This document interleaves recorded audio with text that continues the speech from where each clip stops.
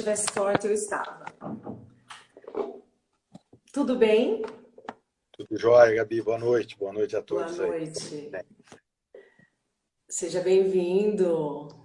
Obrigado, é um prazer participar aí desse programa teu, que você tem feito várias lives, tem curtido muito e eu estou começando a acompanhar, assistia também a do nosso primo, do Neto, achei bem bacana a semana passada. Espero que o pessoal goste hoje, né? Ah, vai gostar. O pessoal vai gostar, porque são assuntos do nosso dia a dia, saúde de pais e filhos, como eu coloquei, né, na chamada para a live de hoje. Para quem está entrando e não sabe, boa noite, boa noite. Dr. Fábio Nascimento é meu irmão e é um prazer, é uma alegria em dose dupla ter você aqui hoje para falar de tudo isso, contribuir. Eu tenho certeza que vai contribuir de forma valiosa com o seu conhecimento, as suas orientações, a sua experiência já de muitos anos. E falando em experiência, vamos falar um pouquinho de você primeiro, da sua trajetória acadêmica e profissional, já graduado e atuando aí há quantos anos? Então, Gabi, quando eu saí aí de Rio Claro, né? As pessoas que me conhecem sabem que eu nasci aí. Eu vim para cá com 17 anos, fiz minha formação toda aqui na Faculdade de Medicina do ABC. Terminei minha formação, fiz 2 anos de cirurgia geral, que é um outro concurso. Depois fiz mais um terceiro ano em cirurgia geral. Depois prestei um concurso para urologia. Fiz mais 3 anos de urologia.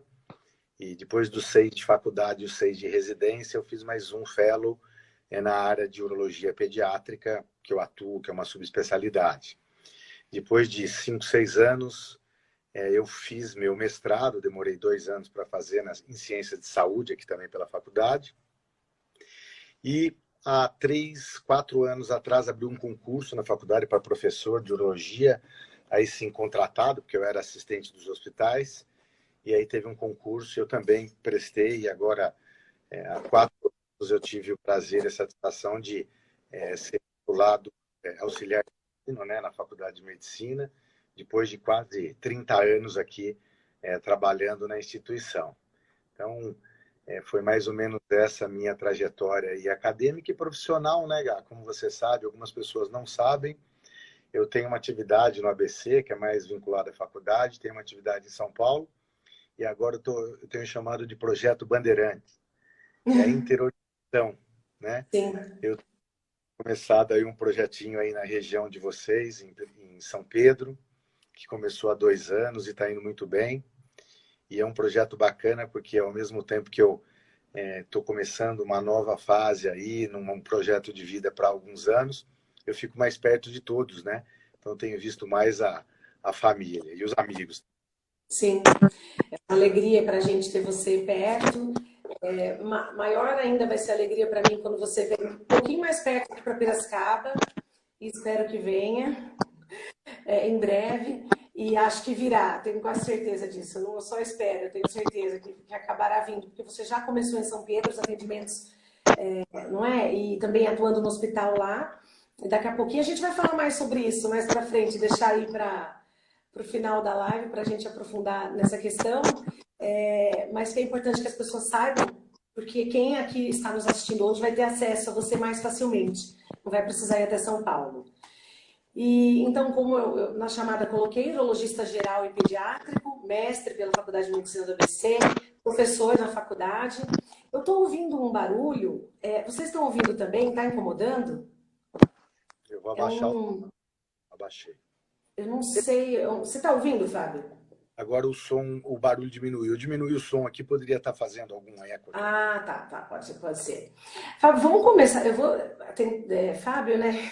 Doutor Me Fábio. chama de Fábio, eu vou te chamar de Gabi, todo mundo te conhece de Gabi. Vamos nessa. Sobre o medo de contrair, esse medo de contrair o coronavírus, que hoje as pessoas têm, todos nós, no fundo, temos um medinho aí, né? O medo nos assombra, nos ronda. Se não por nós, pelos nossos familiares, pelos amigos e tal. Esse medo tem feito com que os pacientes adiem consultas, adiem exames, adiem cirurgias. E eu estou com um dado da Sociedade Brasileira de Pediatria, que tem alertado até com relação ao calendário de vacinas. Eu li também essa semana sobre o surto de sarampo, né, que tem relação com isso. Então, acho que é interessante a gente começar falando disso, que o Covid tem sido prioridade, claro, mas é preciso atenção a outras doenças. E a Sociedade Brasileira de Urologia lançou uma campanha, eu acompanhei porque eu entrei no @portal da urologia, que tem uma página aqui no Instagram e tem um site, né, Portal da Urologia. A campanha do Dia do Homem, que é amanhã, 15 de julho, e eles falam de uma queda de pelo menos 50% no número de cirurgias urológicas de emergência devido à pandemia. Né? Um panorama que acende um alerta. E é isso que a Sociedade Brasileira de Urologia vem fazendo nessa campanha, todo dia, aqui pelo Instagram, com vídeos, falando da importância, falando sobre as doenças, que nós estamos num momento complicado, mas que a gente não pode deixar de lado algumas questões importantes de saúde. O que você, como médico, tem sentido na pele com relação a isso e o que você tem para falar para as pessoas em relação a isso? O número de consultas eletivas, né, e até de procura pelos pronto-socorros diminuíram em todas as especialidades. O que nós observamos, que nós estamos um pouco à frente de quem está aí no interior, né, é que aqui em São Paulo a impressão que nós temos é que o pânico já passou, né? As pessoas que não são grupos de risco sabem que colocando a sua máscara, fazendo a sua higienização, elas podem ir ao médico, elas podem fazer sua consulta ginecológica, elas podem ir ao fisioterapeuta, ou seja, aqui eu te dou um exemplo de hoje, um ambulatório hoje no hospital que eu trabalho, que é um hospital referência no ABC, estava lotado. O que a gente está vendo é que houve uma demanda reprimida aí nesses últimos meses, isso vai acontecer em todos os setores público e privado, e hoje o hospital estava absolutamente lotado. Tanto que eu tinha que sair para ajudar as meninas na recepção a chamar pacientes que estavam atrasados. Então, fato é que a gente está entendendo um pouco melhor como isso vai se comportar, isso não é uma coisa curta, isso é uma coisa de médio para longo prazo, e nós vamos ter que viver e encarar a vida, nós estamos aqui para viver. Portanto, tomando os cuidados, nós vamos começar a realizar dentro das prioridades, né, o que precisa ser feito. E essa situação todos vivem em todas as especialidades. Eu tenho pacientes com câncer de próstata que seguraram março, seguraram abril e depois eles te perguntam, poxa, mas o que eu faço, Fábio? Eu acho que agora não dá para não falar nada que não seja, olha, nós temos que encarar, vamos tomar os cuidados necessários e vamos ao mercado, vamos ao médico, vamos fazer o que nós temos que fazer, e inclusive operar. Nós já temos um ciclo, uma separação hoje na maioria dos hospitais, que eles chamam de fluxo Covid e fluxo não Covid. Se você marca uma cirurgia para fazer uma extração da amígdala, e não é uma emergência, você testa o PCR, aquele exame do nariz, 3 dias antes. Eu testo, eu já não aguento mais enfiar aquele cotonete no nariz, eu já fiz isso uma meia dúzia de vezes. Depois os pacientes, no dia da internação, se checa. Se tiver Covid positivo, o paciente ou eu, cirurgia está suspensa. Se não tiver, o paciente ainda faz uma tomografia de tórax no dia que ele interna, olha-se o pulmão, que a tomo de tórax é um exame com uma sensibilidade altíssima para pegar indivíduos ainda numa fase não muito sintomática, e com a tomo normal, nós vamos todos para um fluxo não Covid. Enquanto que num outro lado do hospital, quem entrou na urgência que não deu para fazer o exame, ou quem está com suspeita, vão para aquele outro bloco totalmente separados e, portanto, esse vai ser um novo movimento em clínicas, em hospitais, e que vão dar uma certa segurança para todos nós, né? Mas mesmo no fluxo não Covid, né? Porque eu convivo nos dois, eu estou na urgência, eu vou no não Covid, você continua seguindo todo mundo tipado, todo mundo com sorologia, mas mesmo assim se mantém todos os cuidados da máscara, do álcool, etc. E eu acho que nós vamos ter que ir devagarinho aprendendo que nós vamos viver com essa doença por anos, que a vacina deva vir, mas não é para amanhã, e que nós precisamos viver e com responsabilidade. Os grupos de altíssimo risco, eu costumo brincar, eles vão ficar na gaiola, né? E o resto do povo devagarinho vai saindo, tomando os devidos cuidados. Sim, inclusive com relação à telemedicina, que é uma ferramenta que você acredita que veio para ficar, não como única e exclusiva ferramenta, mais uma ferramenta, e principalmente nesse momento, em alguns casos, com a telemedicina dá para se levar, e claro que outros, e nada vai substituir o exame clínico físico. Mas o que você diz sobre a telemedicina? Eu achei fantástico, né? Inclusive a regulamentação pelo governo, porque no começo do ano o governo bloqueou, tinha lobby para os dois lados, lobby de empresas que queriam vender essas plataformas, né, para médicos e hospitais, e o lobby de algumas pessoas que achavam que isso não era adequado, que não seria algo aplicável na medicina. A pandemia, eu acho que ela veio para dar um empurrão nesse processo que era inevitável, né? Assim como o home office para a maioria das pessoas que fazem outras atividades, telemedicina, para mim, ela veio para ficar. Eu acho que o governo vai rever isso e esse projeto volta de novo para discussão e para liberação. Óbvio que se você tem uma doença dermatológica ou uma doença ginecológica, precisa de um exame físico específico, você vai ter que ir ao consultório médico. Mas todos nós estamos fazendo telemedicina, eu tenho feito telemedicina, e é uma coisa bacana, porque eu atendo paciente de Goiânia, do Norte, do Nordeste, de Abre todos o os campo, lugares. né? Quer dizer, a pessoa às vezes vinha para São Paulo para passar numa consulta, ela não precisa mais vir. Agora, a gente deixa claro, né, nos critérios antes, a minha secretária avisa, para o indivíduo não se frustrar, que em algumas situações, inevitavelmente, ele vai ter que vir num retorno para uma consulta. E eu acho que esse é um movimento sem volta, Gabi. Eu acho que no final da pandemia mudaremos muito a parte de comportamento na sociedade geral e na medicina, e para mim isso é algo que não tem volta, né? Eu ganho, Oi? super ganho, para todos nós. Eu acho que não tem a menor dúvida que para toda a área de saúde, eu vi aqui que o nosso primo, o Júnior, entrou, eu acho que na odonto um pouco menos a telemedicina, mas muitas consultas para tirar dúvidas, né? Sim. Queixas, pós-operatórias, etc. Em todas as áreas da saúde, isso vai estar aplicado. Com relação, falando um pouco de nefrologia, mas que, né, se enquadra bem aqui, se encaixa com o que você lida todos os dias, a complicação dos rins que a gente tem visto em casos do agravamento do coronavírus. Eu te fiz essa pergunta já nesse fim de semana pessoalmente, mas eu sei que é uma dúvida de muitas pessoas e eu vi muitas reportagens a respeito. Essas complicações, eu vi aqui que especialistas de rins estimam que agora de 20 a 40% dos pacientes em UTI com o coronavírus sofreram insuficiência renal e precisaram de diálise. Mas o que se sabe a respeito? Os rins são um dos principais alvos do vírus, os danos são permanentes, o que você pode dizer? Essa é mais uma pergunta que vale US$ 1 milhão para quem responder. A Porque gente ela... não sabe nada desse vírus ainda, né? Ninguém sabe. Mas uma coisa é fato, e nós já sabíamos, eu até comentei isso com você no final de semana.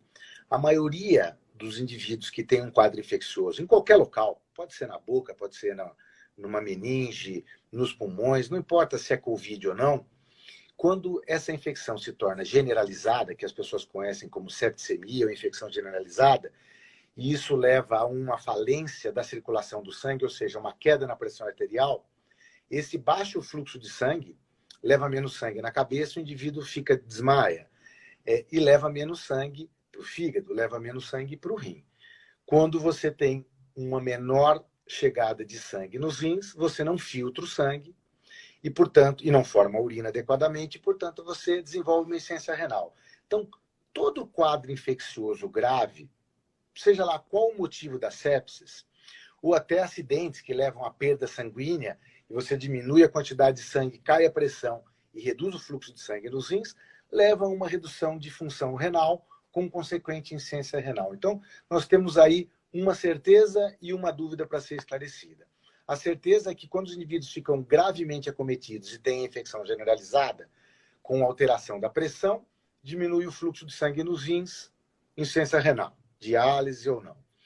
E acredita-se, isso ainda está em discussão, que possa haver um efeito direto da doença causada pelo Covid no rim. Isso ainda vai demorar um pouquinho para se ter um esclarecimento, mas o fato é que os pacientes são submetidos à diálise, uma boa parte deles são controlados com a diálise e eu conheço vários pacientes que saíram mesmo depois de uma insuficiência renal grave, que precisou de diálise, saíram bem e com o retorno da função renal. O que acontece é que quando dá uma insuficiência renal, por um período de semanas ou mês, o rim demora para voltar à função normal. E aí, você ouve que o indivíduo saiu do hospital, nossa, saiu com insuficiência renal, vai ficar fazendo diálise, calma aí, que o rim é um órgão danado, ele se regenera, né? Ele precisa de um tempinho, a maioria dessas insuficiências renais vão desaparecer.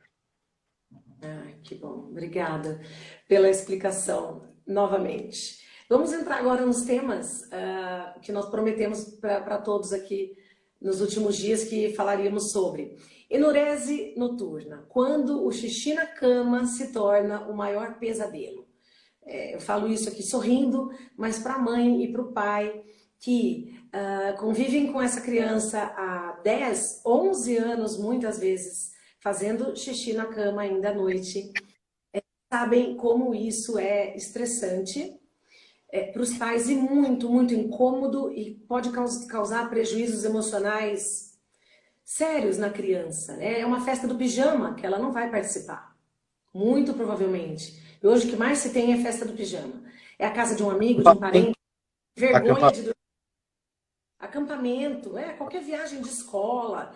Então, assim, hoje eu vi aqui que cerca de 15% das crianças acima de 5 anos de idade faz xixi na cama. Então, quando é que isso merece realmente atenção e tratamento? Eu vou fazer só uma pequena introdução. Nós temos psicólogos aqui, terapeutas, o Neto está aí, a Karen e tal. Eles já devem ter tido contato com crianças que foram enuréticas, que é o nome técnico para quem faz xixi na cama, e sabem o quão nefasto isso é na formação da estima dessas crianças, o quanto isso leva cicatrizes na questão psicológica para o adolescente e para o adulto. Por quê? Porque xixi na cama sempre foi gozação, né? Xixi na cama tem que ser escondido da família, senão vai ser bullying, vai ser... Na escola, a galera não perdoa. Criança é assim, a gente sabe. Não é por mal, mas é o comportamento das crianças. A enurese, ou xixi na cama, foi por muitos anos, Gabi, absolutamente negligenciado pelos médicos, né? Me incluo, a classe médica negligenciou. A conversa era assim: ai, doutor, meu filhinho está fazendo xixi na cama. Ah, fica tranquilo que vai passar. Bom, vai passar. Pode ser num casamento, pode ser com 18 anos, vai passar. Até porque a taxa de regressão espontânea, pela natureza, sem tratamento, é de 15% ao ano. Você pega esses 15% aí que depois dos 5 anos continuam fazendo xixi na cama, a cada ano que passa, 15% desses 15% vão parando de fazer sem a ajuda da gente. Só que o que acontecia? Essas crianças que fazem xixi na cama a partir dos 5 anos de idade, né, involuntariamente, durante o sono, que essa é a definição, é uma perda de urina involuntária durante o sono. A partir dos 5 anos, que é esse número cabalístico, se escolheu esse número porque 5 anos é quando você tem 85%, quase 90%, dos meninos e meninas com controle do xixi. Ou seja, o mecanismo cerebral de despertar você com a bexiga cheia já está maduro. E você vai ter aqueles 15, 20% das crianças, coitados, que não tem o aviso, né, não tem amadurecimento do sistema, a bexiguinha deles enche, eles não são avisados para acordar e eles fazem xixi na cama, às vezes 1 ou 2 molhadas. E se eles dormirem de dia, eles podem fazer, não é só à noite, se dormir de dia, às vezes faz xixi na cama ou no sofá, no sono, porque a definição é uma perda de urina involuntária durante o ato de dormir, seja o período do dia que for, né? O impacto disso é terrível. Tão terrível que o tratamento, há muitos anos atrás, vocês devem ter visto isso, era terapia. Então se mandava essas crianças para terapia porque se achava que essas crianças tinham um problema comportamental. E o que nós descobrimos? Nós descobrimos que eles não faziam xixi na cama porque tinham um problema psicológico ou psiquiátrico. Eles desenvolviam problemas psicológicos ou psiquiátricos por fazerem xixi na cama. Entendeu? Então, criança, não conta para ninguém. Começa a Faz ficar todo sentido. introvertida, acorda angustiada, acorda mal-humorada. Nós vivemos com castigo, né? Isso. Para crianças que faziam xixi na cama. Isso é uma coisa horrível. Os pais precisam ser esclarecidos que ele não faz por birra. Não, é birra. Faz xixi na cama porque ontem eu briguei com ele. Punição. E, portanto, essas crianças desenvolveram problemas psicológicos e psiquiátricos por fazerem xixi na cama. Então, lógico que o psiquiatra, o psicólogo e o terapeuta podem ajudá-los, mas não a parar de fazer xixi na cama. Podem ajudá-los a viver melhor naquele momento que eles estão lutando para se livrar desse problema com ajuda médica. Então, esse contexto é terrível. Os pais precisam ser bem esclarecidos de que isso é algo involuntário. E quando os pais estão muito uriçados na consulta e muito pé da vida com os pequenos, eu faço uma lembrança. A criança que faz xixi na cama, só 15% não teve pais que fizeram. Quando um pai fez xixi na cama, 45% das crianças vão fazer. Quando os dois, pai e mãe, fizeram xixi na cama, chega a 90%. Então, quando você lembra eles, olha, pergunta para os seus pais também, que provavelmente eles fizeram xixi na cama. Antes que a gente continue, a Flávia aqui fez uma pergunta relacionada à infecção de urina. E nós vamos falar sobre isso, é um dos assuntos daqui a pouco. É cistite de repetição, que acomete muitas mulheres. Eu tenho um dado aqui que de 50% a 80% das mulheres, em algum momento da vida, desenvolve infecção urinária, não é, Fábio? E desses Exato. 50% a 80%, mais 50%, se não me engano, 50% dentro dessa população, dessa fatia, acabam desenvolvendo a cistite de repetição. Então, nós vamos falar sobre isso. Aguenta aí. Aguenta um pouquinho. Porque, nossa, e ela fala do estresse, que ela sente que quando ela trabalha mais, o quadro se agrava ou aparece. Né? Ela estava tranquila num momento sem infecção e ela acaba tendo a infecção. Bom, mas voltando às crianças, a enurese noturna, o que eu vi agora do contexto atual de pandemia é que tem crianças regredindo em comportamento, voltando a usar chupeta e fazer xixi na cama. Aí sim é uma questão psicológica, né, Fábio? Emocional atrelada, nesse caso.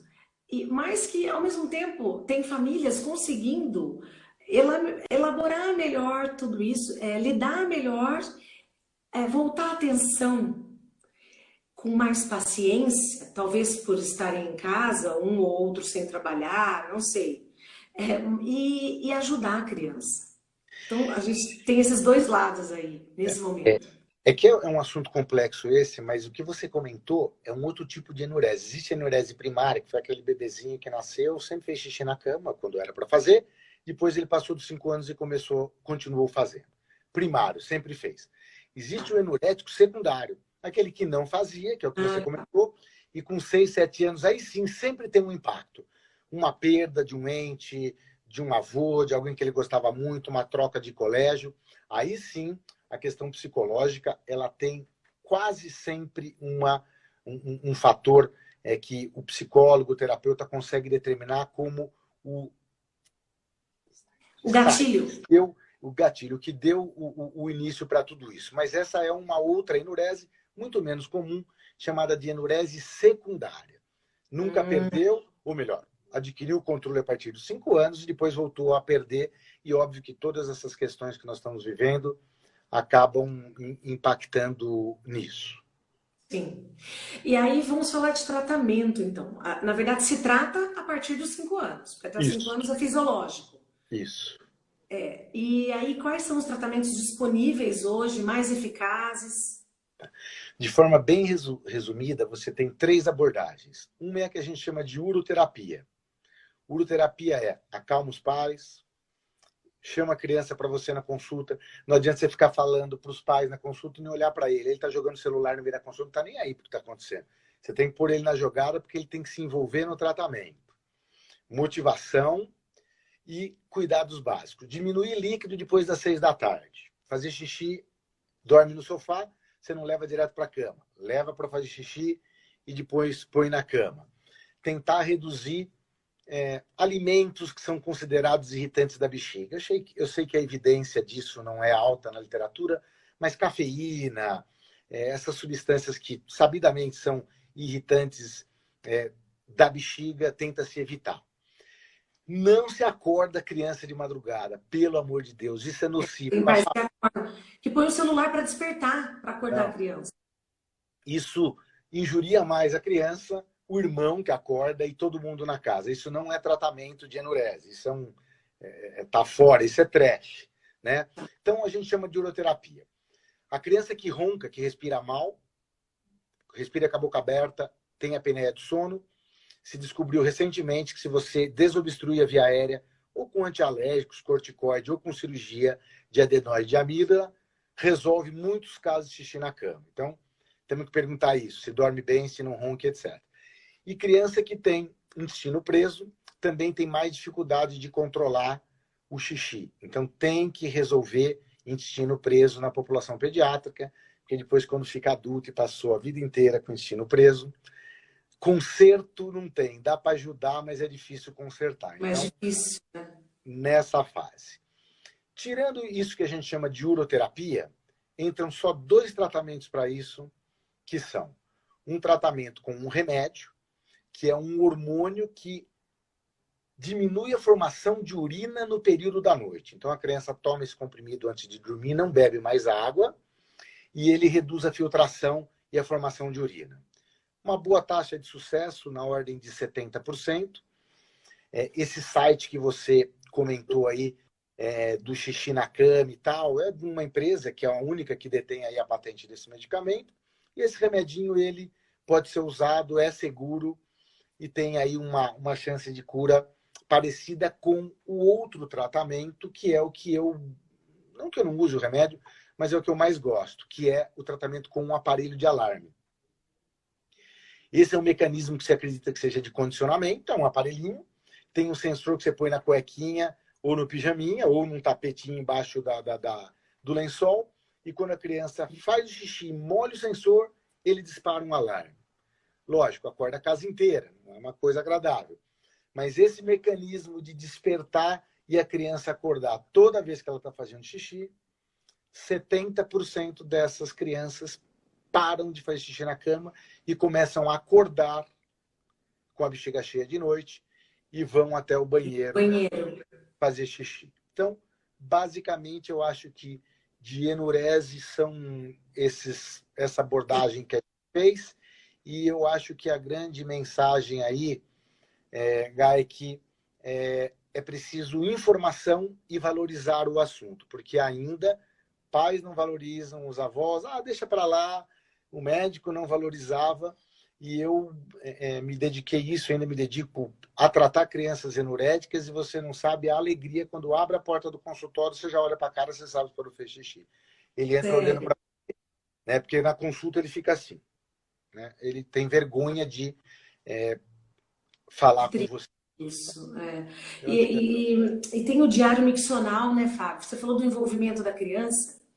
É muito importante para tudo que a gente vai fazer, o que quer que seja o adulto ou a criança que a gente se propõe, que parta da gente e que a gente se envolva e queira. A vontade da criança é muito importante. Então, esse contato com você, gostar de você, né, como médico, confiar em você, que os pais deixem que se estabeleça esse vínculo de confiança em você, para que ele consiga seguir o que ele precisa seguir em casa. Se a criança consiga...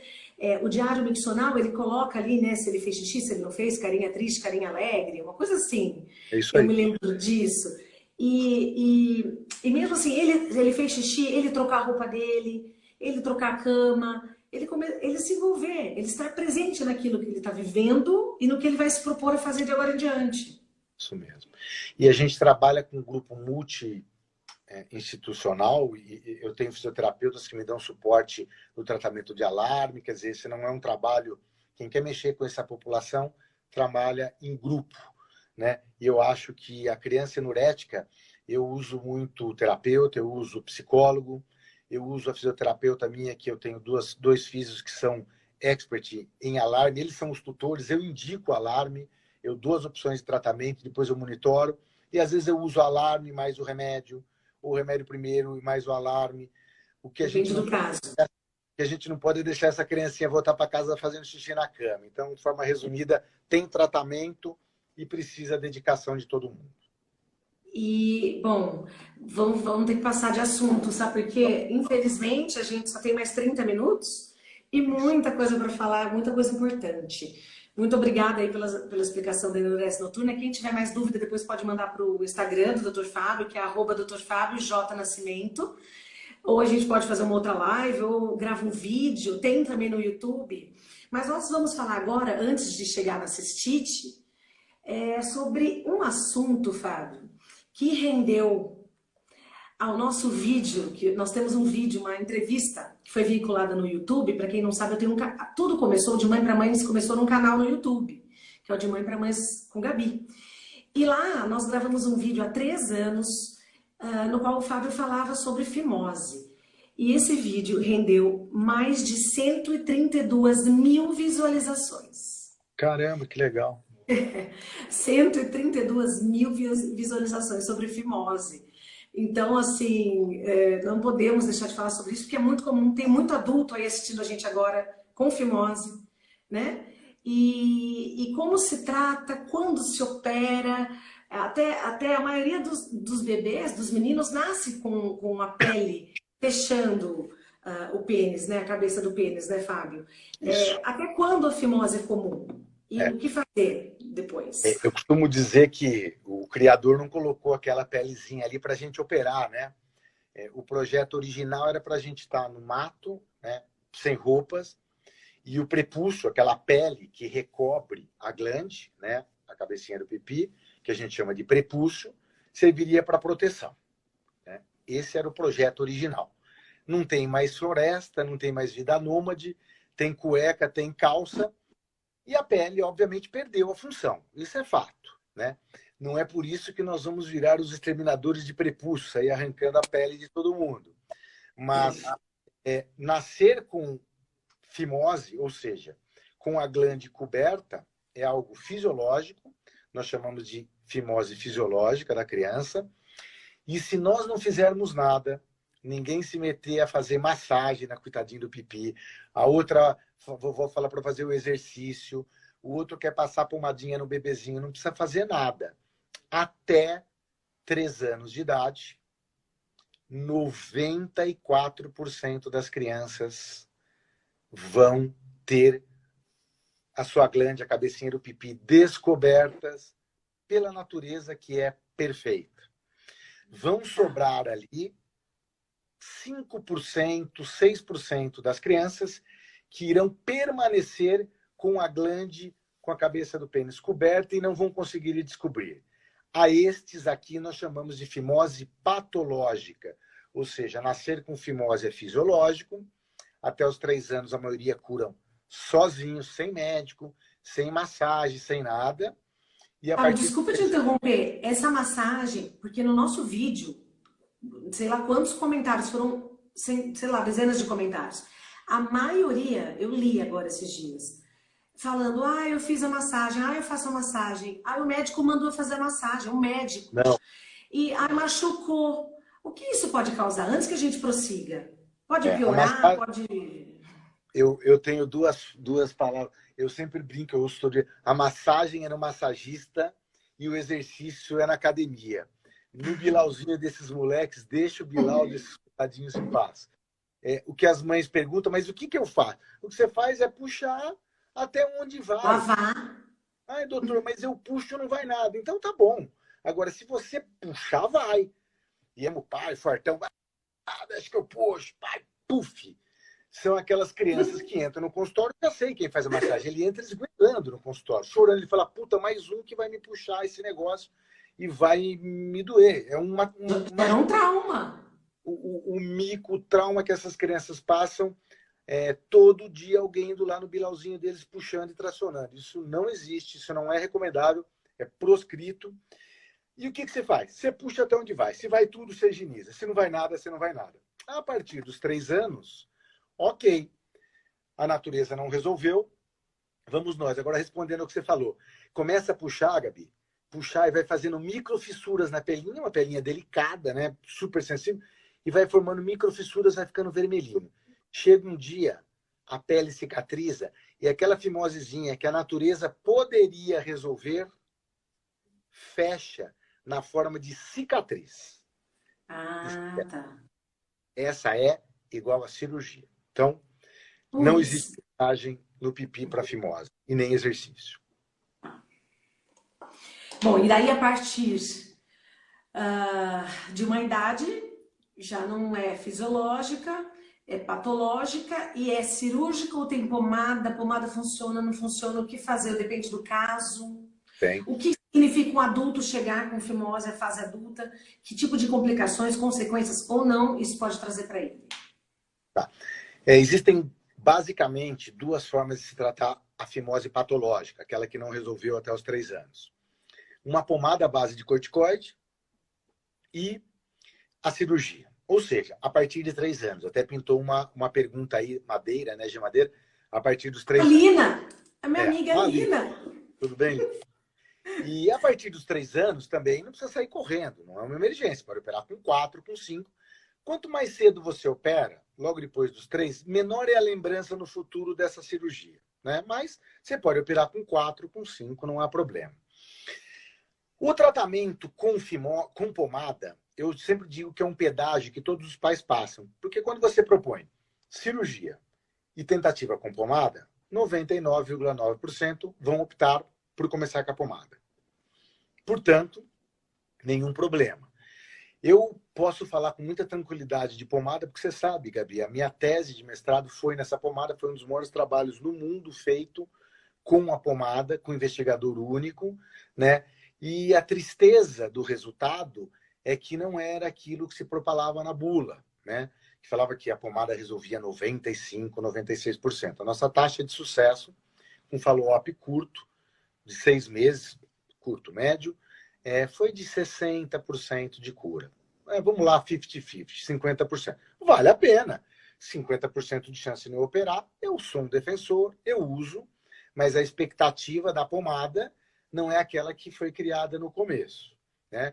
E eu costumo dizer que essa pomada também não é hipoglós nem dermodex, que eu tenho visto alguns profissionais da área de saúde pediatra, usa pomada. Quanto tempo você usa? Estou usando há 1 ano. Como? Cortisona na pele. Não tem sentido. Isso tem se tornado uma tendência de se usar essa pomadinha como se ela fosse um hidratante. Não é, é cortisona e o período de segurança é um ciclo de uso da pomada de 60 dias e reavaliação. Muito não deu falar. certo. Cirurgia, né? Se não deu certo. Agora, recebo pais que são judeus, que são muçulmanos, ou pais que têm já a experiência de serem operados e chegam para você e falam, olha, eu prefiro operar, nem sei se a pomada vai funcionar ou não, é porque eu sou operado. E aí, Gabi, entra uma discussão muito profunda que nós não temos tempo para isso, que é a diferença do homem que não tem fimose, mas que não foi operado e tem a glande totalmente coberta, e do cara que também não tem fimose, mas foi operado e tem a glande descoberta, né? Entram questões de higiene para o lado de quem operou, que a higiene é melhor, mais fácil para colocar um preservativo, a redução de algumas DSTs estão associadas ao homem que é operado, redução de câncer de pênis. Esse é um assunto muito bacana, muito interessante, mas eu só joguei aqui para as pessoas que têm interesse irem pesquisar ou me perguntarem. Mas o indivíduo que tratou a sua fimose operando versus o que deixou o prepúcio, ele tem algumas potenciais vantagens por ter deixado a glande descoberta, que vão de higiene. A principal é a questão da transmissão de doenças sexualmente transmissíveis, né?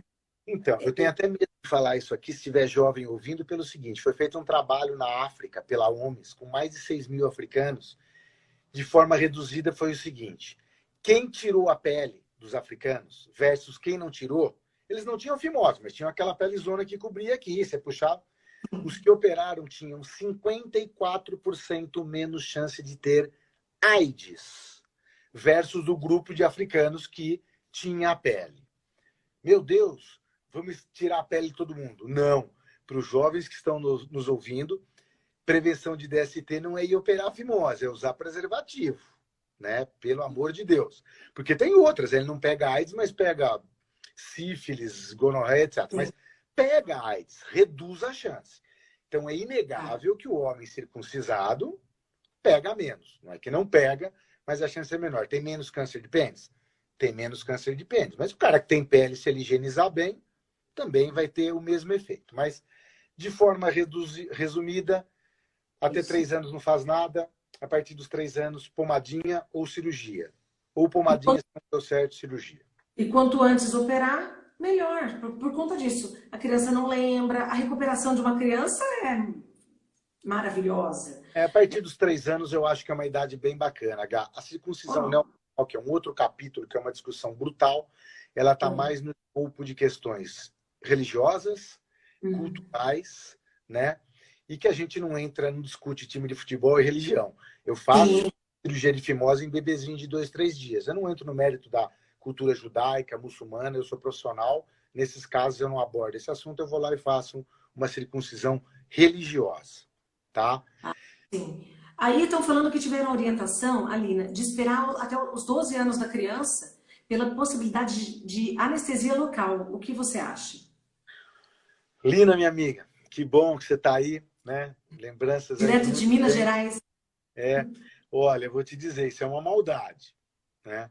Porque eu não faço cirurgia de fimose nem em adulto com anestesia local.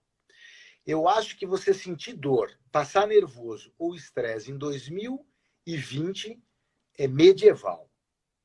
É só isso que eu te falo. Lógico que um cara de 15 anos, mas aí você pega uma agulha desse tamanho e fala, viu, eu vou dar uma agulhada aqui em volta do teu pênis, você fica calmo, tranquilo. Eu tenho um amigo meu que é urologista, ele fala, Fábio, quando eu lembro dessa cirurgia, eu lembro daquela agulha até hoje. E ele operou moço, hein? Já estava fazendo medicina, meu sócio, inclusive. Então, dor, né? A Jaqueline, que é dentista, está aí falando isso. Dor não tem mais sentido. Você vai fazer um procedimento médico, dá para fazer com o local. Não, dá para subir a Serra do Mar de ré, mas não tem lógica isso. E não tem lógica você sentir dor para tirar um nódulo de mama, sentir dor para tirar um dente, e nem para fazer essa cirurgia. Agora, a anestesia é uma das coisas mais seguras do mundo. Eu morro de medo quando eu vou fazer, todo mundo morre. Mas você quer uma coisa segura, é anestesia, né? A gente tem uma morte de um famoso, fica 1 mês falando da anestesia. Tem gente sendo anestesiado o dia inteiro, a cada minuto, no mundo inteiro, e todos saem bem, não sentem dor e acordam. Então a mensagem que eu deixo é que nós temos que criar uma legião de bons divulgadores dos procedimentos odontológicos e médicos. E não uma legião de traumatizados que um amigo fala, putz, você sabe que eu vou operar da fimose? O cara, puta merda, fimose, o cara vai te enfiar uma agulha. Não, para mim, nem adulto eu não faço com local, todos eu faço com sedação. Ótimo, muito obrigada. Vamos para a cistite, que é a infecção, a inflamação da bexiga. E porque assim, como aqui, olha só, aquele dado que eu vou falar novamente aqui, 50% a 80% das mulheres, os homens também têm, lembrando, né? Mas as mulheres, é uma infecção que acomete mais as mulheres, não é, Fábio? Você vai poder até explicar por quê. Nós só temos 15 minutos, eu acho que não vai dar tempo para falar de incontinência urinária. Mas qualquer coisa a gente marca outra. Em algum momento da vida, então, até 80% das mulheres, né, vão apresentar, e nessa fatia de 20 a 50 serão afetadas pela cistite de repetição, que é cruel. E uma pessoa que comentou sobre, depois você pode falar também, a relação do estado emocional, ou da rotina diária, frenética, com a propensão a desenvolver esse quadro. Então, Gá, cistite, né? Agora as mulheres, obviamente, ficam interessadas porque pelo menos metade da população feminina que viver vai ter pelo menos um episódio de cistite na vida, né? De qualquer forma, a cistite, que é uma infecção da bexiga, é um processo baixo, às vezes as pessoas sempre acham que ela é sempre causada por um bichinho, por uma bactéria. Nem sempre. Existe cistite por cândida, que é um fungo, por vírus. A mais comum, a que nós vamos falar aqui, é por bactérias, tá? E você sabe que cistite vira um trauma na vida das mulheres, e eu tenho um consultório muito cheio de mulheres com cistite, porque isso é um mico, para o cirurgião, é mico. Né? Putz, você trata, depois volta. E é a adulta jovem que tem normalmente cistite. A mulher na fase de trabalho dela. Então, e pega uma e volta, e o que eu faço? E ninguém tem muita paciência para isso. A verdade é essa. Toma um antibiótico e tchau. E você fica apagando incêndios. E o meu olhar para a cistite é um pouco diferente. Eu tento pensar o que a gente pode fazer depois que apagar o incêndio para os incêndios ou ficarem mais espaçados ou até não retornarem. E para isso, né, falando da cistite bacteriana em questão, nós temos alguns fatores de risco que as mulheres precisam ficar atentas. Por quê? Porque a mulher tem mais cistite por um motivo simples. A uretra do homem começa aqui na ponta do pênis e vai até o final lá na próstata. Ela tem 15, 16 centímetros. A uretra de vocês, das mulheres, tem 3 centímetros. Então, toda aquela flora bacteriana normal que nós temos aqui, que está misturada a flora do intestino com flora vaginal, com flora da virilha, com flora da pele, estão ali. Para vocês, a estrada é curtinha. Né? 3 centímetros cai na bexiga. A nossa, a estrada é longa. Né? E provavelmente, quando ela está chegando na bexiga, a gente vai fazer um xixi e devemos jogar ela de volta para fora. Tá? Então, as mulheres anatomicamente são mais predispostas, ponto. Isso é fato. Fatores de risco. As mulheres entram na menopausa. A menopausa leva um ressecamento vaginal. Esse ressecamento piora a flora boa. A flora ruim vai lá para cima, aumenta a cistite. As mulheres que têm intestino preso não imaginam que o intestino preso, ficar sem ir evacuar a partir do segundo dia, aumenta a chance de cistite. Eu atendo mulheres que passaram com 500 mil profissionais e ninguém tratou o intestino preso. Ué, se você não tratar, quintuplica a quantidade daquela bendita Escherichia coli, que quem já teve cistite conhece, a partir de 2 dias sem evacuar. Né? Aquelas bactérias aumentam ainda mais. Desequilibra aquela flora boa e a ruim. Outra coisa, as mulheres, quando começam a ter, entram numa loucura da higiene excessiva. Cara, doutor, mas eu faço relação, uso uma ducha, eu vou no banheiro, eu limpo de frente para o lado, para trás, dou uma volta com papel, uso a torneirinha. E o pior é que a hiperigiene piora. Se arrebenta com a flora, tira a proteção da pele. E é pior. pH estabiliza. É pior. Hiperigiene é pior. E eu dou um exemplo. Toda mãe lembra que um dia foi trocar o filho de madrugada, ou de manhã, acordou, aquele cheirinho de cocôzinho lá gostosinho, né, do bebezinho. A hora que tira a fralda, tem cocô no meio das costas, tem cocô que vem para a barriga. Umbigo. Infecção de urina. Mas como? Tinha fezes jogada no pipi, na vagina da menininha que fez cocô. A gente acha que ela fez cocô de manhã, às vezes ela fez cocô meia-noite e dormiu, né, com a fralda suja e não tem infecção, gente. Então não precisa ser mágico, médico para entender que higiene, hiperigiene não é o caminho para melhorar infecções urinárias de repetição. Faça a sua higiene habitual, porque isso não resolve, né? E uma outra coisa que é um trauma para alguns casais, que são algumas mulheres que têm cistite depois do coito. Ela fala, putz, doutor, eu tive uma relação hoje e começa amanhã. Começa a virar uma loucura, porque o marido vai procurar a mulher, ela evita, no subconsciente ela fala, cara, eu vou ter uma cistite hoje, amanhã começa o inferno na minha vida. Né? Então, de forma geral, esses são os fatores de risco, né? Esses hábitos também que eu comentei de risco. E agora, Gá, se você quiser, a gente pode falar algumas recomendações para tentar resolver isso. Só querendo pontuar aqui a questão do xixi pós-coito, que é importante, né, Fábio? Isso. Não a hiperigiene, mas se puder fazer xixi, nem que seja um pinguinho, não é verdade? As recomendações são basicamente aumentar a ingesta de líquidos. A gente vai fazer mais xixi e vai lavar mais o canal e, quem sabe, a gente pega essas bactérias querendo ir lá para dentro, a gente joga elas para fora. Para isso, tem que aumentar micções. Para aumentar micções, aumenta a hidratação. Número 1. Número 2, fazer xixi depois das relações. Você também vai trabalhar com aquele conceito de tentar lavar a uretra. E eu tenho uma outra dica para essas mulheres, que têm cistite pós-coito. eu recomendo um comprimidinho de uma dose de um antibiótico X bem fraquinho, que não sirva para nada, que não vai alterar, ela termina a relação, faz seu xixizinho, vai lá na cozinha, pega aquele comprimidinho e toma. Você fala, mas Fábio, vai tomar um comprimidinho de antibiótico o resto da vida, 2 vezes por semana? É melhor do que aquela desgraça daquela crise 3, 4 dias, pronto-socorro, antibiótico, etc. Então, para quem tem muita cistite pós-coito, só o xixi pós a relação não resolve, eu entro com uma dose única pós-coito. A gente chama de Vamos tratamento... consultar um médico para isso, né? Lógico, procure seu Você. ginecologista, urologista, e a É gente isso. usa um remedinho bem simples, uma dose única para isso e funciona. Terceiro, tem que tratar o intestino preso, né? E quem não tem cistite, tem intestino preso, vá tratar seu intestino preso. Você se sente empachado, é um desconforto no baixo ventre, é horrível isso. E tratar intestino preso é uma coisa tão simples, vão de hábitos alimentares, atividade física, a não mais aqueles laxantes, lactopurga, Probiótico. um monte de coisa bacana para tratar intestino preso. E lembre que se você tem intestino preso e tem cistite, enquanto não tratar o intestino preso, esqueça que as suas cistites não irão melhorar. Número 4, o que você acabou de falar, vamos trabalhar com flora, né? Melhorar a flora.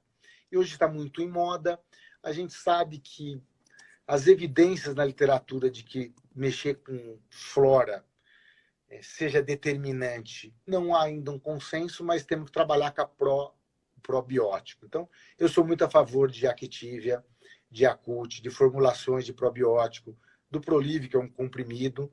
Eu acho que não faz mal e a gente tenta melhorar essa questão da imunidade. Aí lembra daquela tua amiga que falou, puxa, quando eu estou estressada, quando eu fico nervosa, eu tenho mais cistites. Pode ser. Algumas pessoas têm mais herpes, outras têm mais enxaqueca, outras têm mais gastrite, e pode ser que ela tenha mais cistite. Só que é preciso fazer um diagnóstico diferencial muito difícil de uma coisa chamada síndrome da bexiga dolorosa, que é uma doença que pega mulheres adultas jovens, e por isso que é importante, toda vez que você suspeita de uma cistite, você colher um exame de urina para documentar. As minhas pacientes, Gá, elas têm um exame de urina sem data na mão e um antibiótico. Só que há um acordo. Primeiro, o retorno que elas fizerem, que elas caíram na tentação de tomar um antibiótico, que eu deixo a receita com elas, que é uma responsabilidade, e não fizeram meu exame de urina, eu digo que elas perderam um amigo, né? Vão pagar mico no pronto-socorro, esperar lá, porque é importantíssimo a gente saber qual é o bichinho que está ali e se é que tem bichinho, porque às vezes não é bactéria, e algumas cistites não são as cistites que estão se achando que são as mais comuns, são bacterianas. Então é importante deixar essa mensagem também. Com certeza. Infelizmente, nós temos apenas 4 minutos. Nem vamos começar a falar de incontinência urinária, que é algo que aflige, atinge também uma parcela grande da população. O escape de urina que pode começar, que principalmente mulheres com múltiplos partos vaginais apresentam, tem a fisioterapia pélvica, tem muita coisa interessante para se falar sobre prevenção até, né, da incontinência e tratamento, mas nós não vamos ter isso. A gente marca uma outra live, pode ser? Eu queria só aproveitar, tem muitas mulheres que estão aqui que já entraram na menopausa e que começam a ter as cistites exacerbando no período pós-menopausa. Chegue para o teu ginecologista e peça para eles, ginecologista ou ginecologista, fazerem a reposição hormonal aplicando vaginal. Não é o comprimido de hormônio, não é o gel, não é injetável. Para mulheres com cistite de repetição. Na menopausa, aplicação de hormônio vaginal 2 a 3 vezes por semana reduzem essas infecções de repetição. E isso, dessas recomendações todas que nós falamos de água, de xixi, é uma das que tem maior nível de evidência na literatura médica. Reposição de hormônio usando vaginal nas mulheres menopausadas que têm cistite de repetição. Essa é uma lembrança. E a segunda, existe muito mito, cranberry, essas coisas não fazem mal, mas não vamos perder tempo também com o que não tem evidência. Tem o chá dali, aqui. eu sempre falo para as pessoas, foque no que tem evidência para você sair com sucesso do teu tratamento, tá? Então, agora eu sei que no final aí você quer fazer um bate-papo aí da questão de atendimento, eu também faço questão Eu de... quero, eu Doutor, quero. Eu quero porque eu já estou reservando um terreno para você aqui no condomínio. Aqui em Piracicaba. O Fábio é meu irmão, para quem chegou depois e possa não estar sabendo. Ah, teve gente que perguntou de varicocele, viu? A gente pode falar sobre isso na próxima live também. é a causa mais de infertilidade masculina é varicocele. A causa mais comum de infertilidade masculina? Então a gente pode falar sobre isso junto com incontinência urinária e mais alguma coisa. A gente viu que 3 assuntos fica legal. Também sexualidade masculina, relação, é uma coisa bacana aí pro futuro. Libido, eu vi que libido na pandemia, tá? Eu vi hoje ainda um artigo sobre isso, porque eu fico estudando aqui para falar com você. E você está vindo para o interior, já está atendendo em São Paulo particular e pretende vir para Piracicaba. Temos 1 minuto, fale um pouquinho sobre isso para a gente encerrar, agradecendo a todos que aqui estão. Muito obrigada pela participação. Agradeço o convite, agradeço aí, eu vi tantos nomes de pessoas queridas aí que eu gosto tanto. Muita gente linda, nossos amigos, e dizer que eu pretendo sim manter meu vínculo aqui na Faculdade de Medicina, nos meus 2 consultórios em São Paulo e ter uma atividade no interior. Eu estou muito motivado nisso, vou investir nisso, já estou em São Pedro e pretendo ser uma referência, principalmente em urologia pediátrica, que na nossa região ali de Piracicaba e Grande São Pedro não temos a especialidade. Faço urologia geral também, não vou me afastar dos adultos. E dizer que pretendo também, num curto período, estar indo aí para essa cidade bacana aí de vocês, que é Piracicaba. Eu passo toda semana aí e pretendo em breve estar também atendendo em Piracicaba e já estou em tratativas com isso. Espero que eu vá para somar. Meu espírito é sempre de trabalhar em equipe, de cooperação, sempre tive uma relação muito bacana com as pessoas da área de saúde e eu vou levar esse espírito meu aqui aí para o interior. Não tenho dúvidas que você vem para somar. Em urologia pediátrica, que eu não conheço um uropediatra na cidade, não algum nome que agora me ocorra. Então, penso que existe esse campo aberto esperando você, sem deixar a urologia geral, que você pratica há tantos anos e gosta e entende tanto também. E já operou meu filho 2 vezes e hoje eu recebi uma mensagem Facebook de um ex-paciente, a mãe de um ex-paciente, falando que você tem o dom, você é um anjo, com dom para cuidar de crianças. Eu me emocionei, eu falei, esse é meu irmão. Que orgulho! Obrigada por tudo, por tanto que você faz por nós, por todas as pessoas que passam por você e por essas informações tão importantes que você nos presenteou com elas essa noite. Um beijo para todo mundo. Obrigado, Gá. Você é suspeito de ser melhor. Não sou não, eu sou verdadeira. Gente, obrigada a todos que estão aqui, que delícia, viu? E até a próxima. Boa noite. Tchau, Gá. Beijo. Vou encerrar. Tchau, um beijão.